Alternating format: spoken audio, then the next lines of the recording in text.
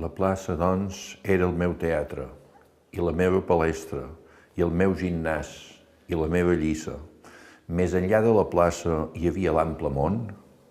Oh, les tardes de maig, teves i daurades.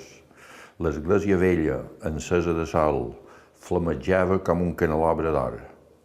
Era calenta i bategant, com una gran bèstia viva. Era dolça de tocar, com un vori vell. Clivellada i fesa d'anys antics, era tota ella un refugi de vida ardent. En cada clivella hi havia un niu, hi havia un batec davall cada pedra. Tot el cel bullia d'ales i xiscles. Com negres dardells empennats es queixaven l'aire les falsies. Del camp arribava una olor grassa, una olor de plenitud. Les espigues eren lletoses i turgents i groguejaven d'or les arestes. En els restobles esclatava la violenta sang de les roselles.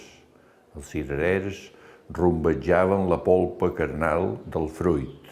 El robí lluent i suculent era la saó en què tota cosa viu, ama i bull.